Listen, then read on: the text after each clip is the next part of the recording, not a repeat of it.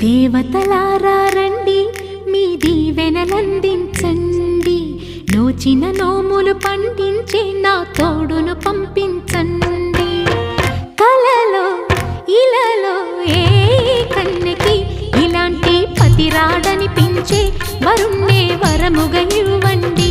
కని విని ఎరుగని వేడుకతో వివాహం జరిపించాలండి.